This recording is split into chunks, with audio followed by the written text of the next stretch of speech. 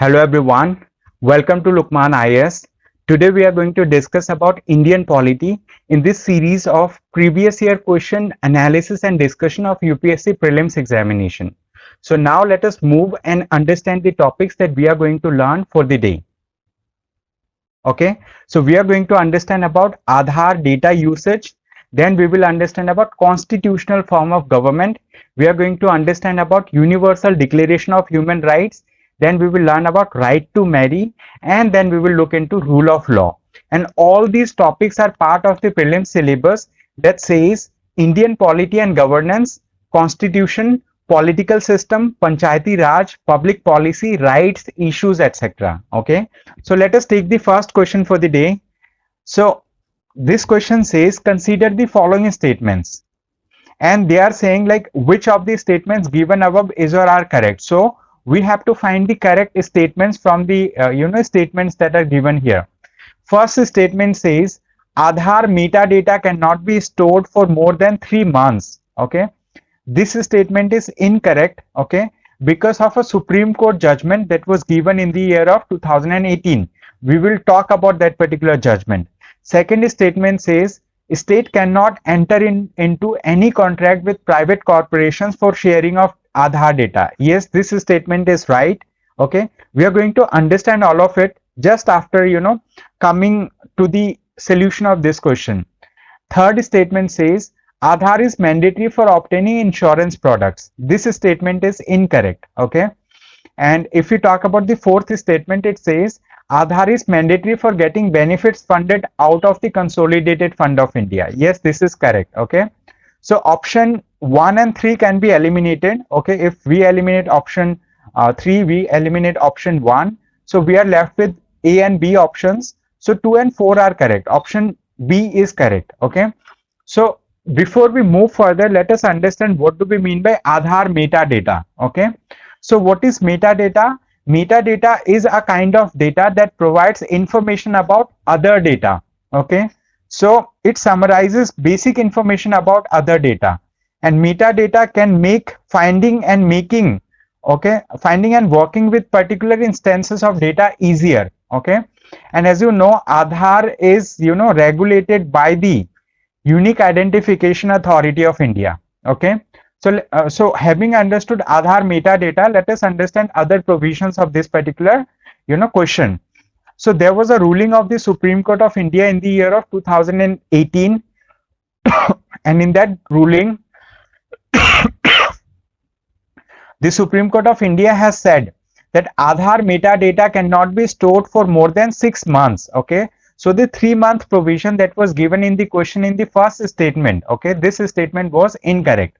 Okay, so according to this particular ruling itself, the Supreme Court has struck down, means like it has nullified this particular section, which is section 2D of the Aadhaar Act. Okay, that allowed for a storage of for a period of 5 years. So after this judgment, this particular time period has been fixed for 6 months only. So government can store the Aadhaar metadata for at most 6 months. Okay, then Supreme Court also struck down part of section 57, which allowed providing for private corporations to verify Aadhaar, which was held unconstitutional. Okay, so like private corporations to verify Aadhaar was held unconstitutional by the Supreme Court of India. Okay, so this particular this particular statement is correct because the state cannot enter into any contract with private corporation for sharing Aadhaar data.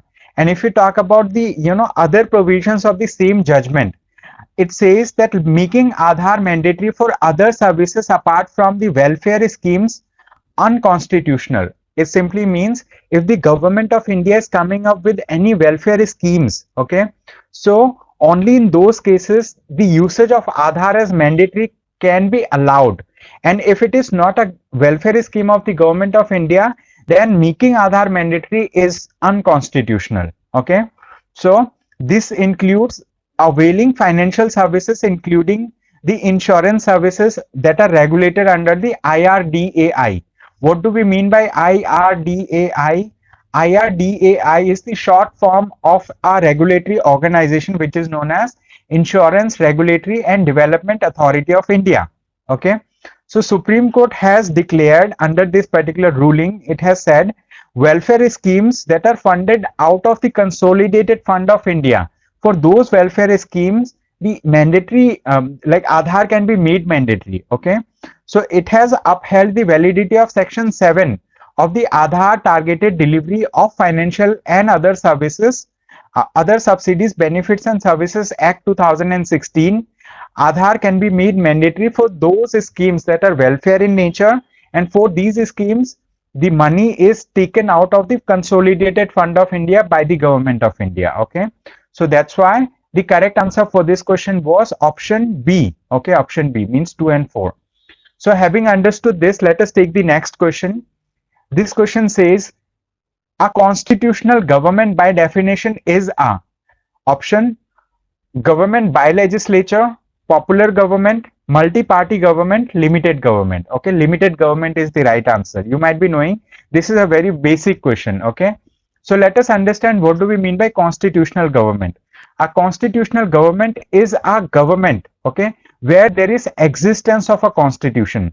That constitution may be written, it may be unwritten as well. Okay, then there should be an existence of rule of law and a set of basic laws. Okay, and if we talk about a particular philosophy which is known as constitutionalism, okay, so constitutionalism, stands on the ground that there is distribution of power, among the organs of the state. What can be the organs of the state? They are the executive, legislature and judiciary. Okay, so when there is distribution of power among the organs of the government, it is it is a form of constitutional government. Okay, so this upholds the principle of constitutionalism, and we give powers to different organs of the government in such a manner so that those powers cannot be considered as unlimited powers. So those powers are limited, and there are checks and balances between different organs of the government. Okay, so a constitutional government is also known as constitutionally limited government or simply limited government. So correct answer for this question is option D, and this question came in the year of 2020. Okay, let us take the next question. This says, other than the fundamental rights, which of the following parts of the Constitution of India reflect or reflects the principles and provisions of the Universal Declaration of Human Rights? Okay, so the question itself is saying that like fundamental rights of the Constitution of India reflect the principles of Universal Declaration of Human Rights. Apart from this, this question is asking that apart from the fundamental rights, which of these provisions reflect the principles of Universal Declaration of Human Rights? You might be knowing that Universal Declaration of Human Rights was announced or was it was brought about by the United Nations General Assembly in the year of 1948. And if we precisely say, okay, the preamble of the Constitution of India, directive principles of state policy and the fundamental duties, all of these provisions of the Constitution of India reflect the principles and some of the provisions of the UDHR. So correct answer for this question is option D. Now let us understand about what is UDHR. UDHR means Universal Declaration of Human Rights. We already discussed that UDHR was propounded by the United Nations General Assembly in 1948. Okay, so under the UDHR we have various articles. If we talk about Article 1 and 2, these articles uphold the basic concepts of dignity, liberty and equality. And if we talk about Article 18 to 21, these articles talks about constitutional liberties, spiritual, public and political freedoms. Okay, and Article 22 to 27 of the UDHR means Universal Declaration of Human Rights.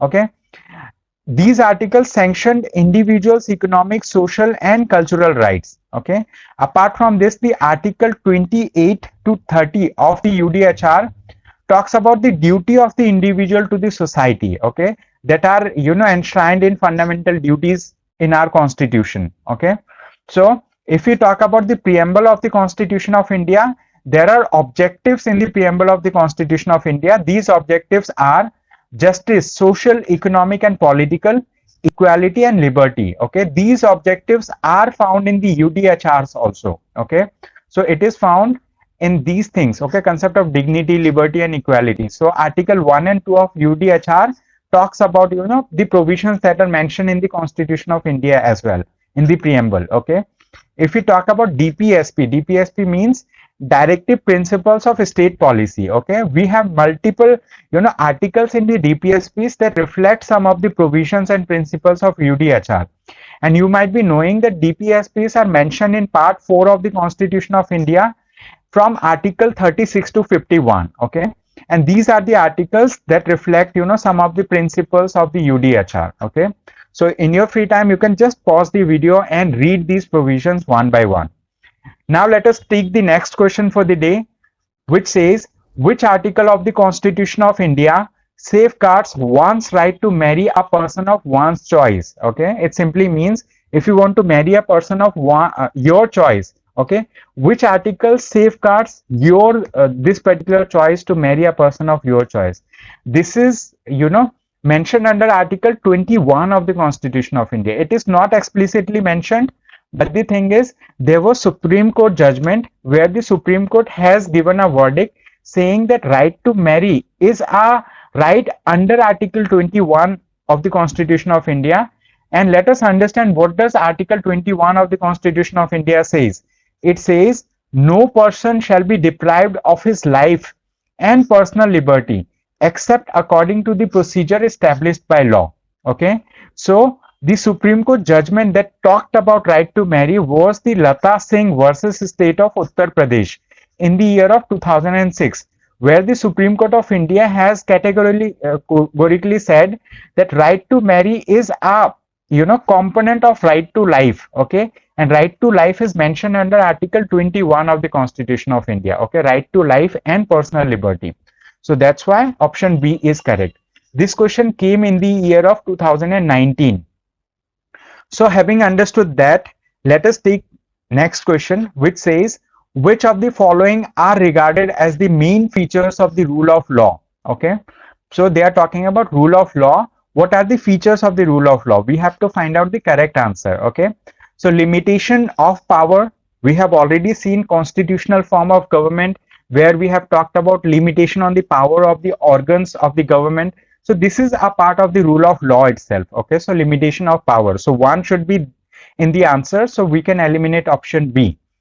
Equality before the law. Yes, this is a rightly said principle under the rule of law itself. Okay, so statement 2 should also be there in the answer. Okay, so we can eliminate option A.